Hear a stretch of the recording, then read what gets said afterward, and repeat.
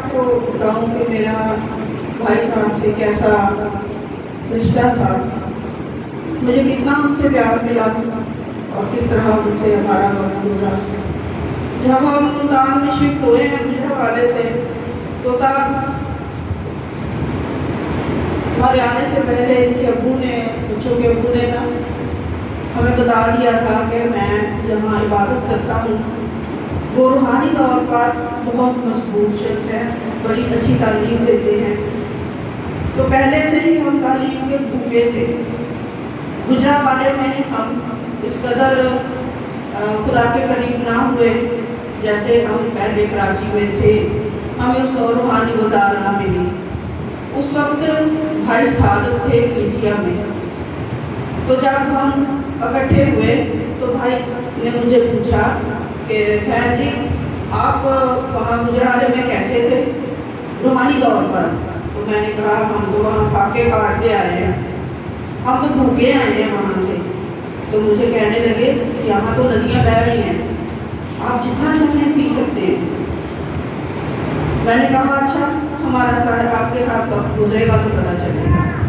اس وقت ایسا ہوتا تھا کہ ہر ماہ ہم ایک جگہ کے اکٹھے ہوتے تھے، سب لوگ ایک ایک باری باری گھروں میں اکٹھے ہوتے، دعا کرتے اور عبادت کرتے، خدا کی پرستش کرتے اور ایک دوسرے کے ساتھ اپنا دکھ بانٹتے تھے۔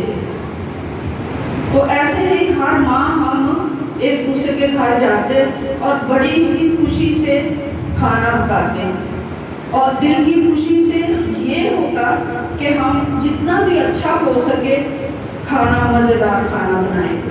تو ہم اس طرح ایک دوسرے کے گھر میں جاتے۔ تو یہ اتنی بڑی ٹولی تھی کہ جیسے سردار کاہن ہوتا ہے نا، اسی طرح بھائی غلام مسیح بھی سفید کپڑے پہنے ہوئے نوجوان، اونچے لمبے قداور، بہت خوبصورت، روحانیت سے بھرے ہوئے، آگے آگے لوگ اور پیچھے پیچھے ان کے 7، 10، 12 لوگ ہوتے تھے، اور یہ ٹولی بہت ہی خوبصورت ہوتی تھی۔ جب کسی کے گھر جاتے دعا کرتے اور خدا ضرور سنتا۔ ان کے دعا کی منظور ہونا ایسا تھا کہ مجھے ہیپاٹائٹس سی ہو گیا۔ مجھے کہا گیا کہ تو اپنے بچوں سے الگ رہ، برتن الگ کر لے، یہ کر لے، وہ کر لے۔ مجھے اس کا بہت دکھ ہوا۔ میرا بیٹا 1.5 سال کا تھا اس وقت، چھوٹا بیٹا۔ میں نے رو کے کہا بھائی میں کیسے کر سکتی ہوں، میرا بیٹا چھوٹا ہے۔ اس نے کہا آپ ایمان رکھتی ہیں، خدا پر ایمان رکھتی ہیں، وہ معجزات کا خدا ہے؟ میں نے کہا ہاں ایمان رکھتی ہوں۔ بھائی لوگ ساتھ تھے، دونوں لوگ میرے پاس آئے اور ہم سب نے دعا کی، میں بھی ساتھ تھی، آنسوؤں کے ساتھ دعا کی۔ وہ اتنے درد رکھتے تھے کہ میرے لیے بھائی لوگ اور بھائی غلام مسیح نے دعا کی، اور دعا کرتے ہوئے انہوں نے کہا کہ بہن آپ کو شفا ہو گئی ہے۔ آمین۔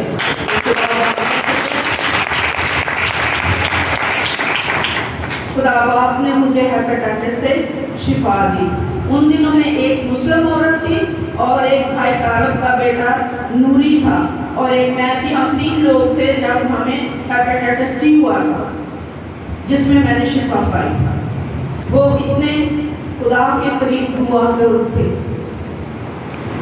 پھر اتنی وہ خوشی کرتے، اتنا اچھا ان کا میل ملاپ، اتنی محبت تھی، اور وہ غریبوں سے، بیواؤں سے اتنی محبت رکھتی تھی کہ آج تک ان کی محبت جو ہے وہ قائم ہے۔ ہر کرسمس پہ وہ اپنی بہنوں کو بھولتے نہیں ہیں۔ ہر بیوہ ان کی جو کلیسیا میں ہے ان کو یاد رکھتے ہیں، اور ہر کرسمس پہ وہ ایک لفافہ ہر بہن کو دیتے ہیں جو بیوہ ہے۔ میں جانتی ہوں اور سب بیوہ بہنیں بھی جانتی ہیں۔ پھر جو غریب ہوتے تھے وہ ان سے واقف ہوتے تھے۔ وہ کھانے والے والد صاحب نہیں تھے، وہ اپنی جیب سے نکال کے خاموشی سے دے جاتے تھے کہ یہ آپ رکھ لیں۔ وہ لینے والے نہیں تھے، کسی طرح کا ان کے اندر لالچ نہیں تھا۔ جب وہ آتے تو گھر میں دیکھ لیتے تھے کہ یہاں کیا ضرورت ہے، وہ خاموشی سے کام کرتے تھے اور کہتے تھے یہ آپ کے گھر کی ضرورت ہے، بہن جی آپ رکھیں، بھائی آپ یہ رکھیں۔ لوگ مجھ سے مطالبہ کرتے ہیں کہ مجھے چاہیے، اور میں ان سے کہتا ہوں یہ گھر اس کو ضرورت ہے، میں اس کو دیتا ہوں۔ وہ جو کہتے ہیں کہ مجھے دے جاؤ، میں ان کو نہیں دیتا۔ میرے گھر والے کے ساتھ ان کی بہت دوستی تھی، وہ بہت پیار کرتے تھے اور اعتماد بہت تھا ان کے ساتھ۔ وہ مجھے کہتے تھے کہ بادشاہ صاحب میرے ساتھ بہت ہی زیادہ اعتماد کرتے اور دوسری کرتے، اور کسی کو گاڑی نہیں دیتے، مجھے کہتے ہیں بھائی صاحب آپ گاڑی لے جائیں، جائیں آپ لے جائیں گاڑی، بچوں کو لے جائیں، آپ سائیکل پہ لے کے جائیں گے، 2 گیڑے لگائیں گے، آپ 1 گیڑے میں لے کے جائیں، آپ لے کے جائیں، گاڑی لے جائیں۔ تب ہمارے پاس ایک سائیکل تھا، ہمیں اس نے سکھایا کہ آپ خاندانی دعا کیا کریں۔ تب ہم خاندانی دعا نہیں کرتے تھے، کلام سیکھتے تھے۔ انہوں نے ہمیں روحانی دودھ دے کر شروع کیا اور ہمیں روحانی چنے چبائے۔ اب ہم ایسے ہیں کہ ہم روحانی چنے چاپ دیتے ہیں، کھا لیتے ہیں۔ خدا کا شکر ہے ہمیں انہوں نے دن اور رات، گرمی اور سردی میں ہمارے گھروں میں آ کر ہمیں روحانی تربیت کی۔ خدا کا شکر ہے جتنی دیر تک وہ ہمارے ساتھ رہے، ہمیں بھائی کی جگہ مجھے اس طرح پیار دیا کہ جیسے وہ میرا بھائی ہے۔ جب روحانی طور پر مجھے تربیت کرنی ہوتی، جب مجھے ڈانٹنا ہوتا، تو مجھے ایسے لگتا تھا جیسے میرا باپ ہے، وہ مجھے ایسے پیار کرتا تھا۔ مجھے کہیں غلط ہوتا تو مجھے ڈانٹتے بھی تھے، مجھے باپ کی طرح ڈانٹتے تھے۔ تو جب ایک دوسرے سے بات کرتے تھے تو دوستوں کی طرح کرتے تھے۔ ان کے ابو کے ساتھ ایسے کرتے، دیکھو یار میں نے تم لوگوں کو اتنا بڑا نمونہ دے دیا ہے، میں نے اپنی بیٹی گڑیا کی شادی کی ہے، یہ میں نے آپ کو نمونہ دے دیا ہے، اب آپ لوگوں نے شادیاں کرنی ہے نا تو اس طرح کی شادیاں کرنی ہیں، میں نے نمونہ دے دیا، آگے آپ کی مرضی ہے جیسے بھی کرو۔ تو خدا باپ کا شکر ہے کہ براکا چرچ کے جتنے ممبر ہیں، میں نے دیکھا ہے کہ وہ شادیاں کرتے ہوئے پہلے شکر گزاری کی دعا کرتے ہیں، عبادت کرتے ہیں، اور بعد میں اپنا شادی کا کام کرتے ہیں، جتنے براکا چرچ کے ممبر ہیں۔ میں باقی لوگوں کی بات نہیں کرتی۔ اس طرح ہمارا سفر چل رہا ہے۔ ان دنوں میں ہر مہینے ہر گھر میں جتنے لوگ تھے وہ سب چاہ سے، خوشی سے رفاقت رکھتے تھے اس آیت کے مطابق جو پاک کلام میں لکھی ہوئی ہے، رفاقت رکھنا، روٹی توڑنا، دعا میں مشغول رہنا۔ اس آیت کے مطابق ہر مہینے سب جو تھے پاجی صاحب کے ساتھ دوست تھے، مسلم تھے، وہ عبادت کرتے، اور ایسے ہر ہفتے دعا ہوتی تھی کہ 4 بج جاتے تھے۔ کئی بار ایسا ہوتا کہ ان کے پاپا صبح کو واپس آتے، ساری رات سارے بھائی بیٹھ کے رات دعا میں گزارتے تھے۔ تو خدا کا شکر ہے اس وقت سب بھائی آپس میں مسلم تھے اور دعاؤں کا خدا جواب دیتا تھا۔ اب بھی ہم خدا کے پاس جائیں تو ہمارا خدا ہمیں دعا کا جواب دیتا ہے۔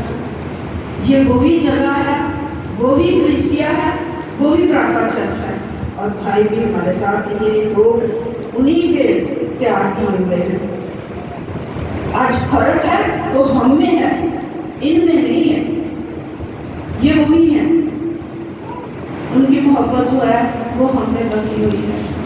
آج ہم ان کو یاد کرتے ہیں، ان کا پیار بہت زیادہ ہے۔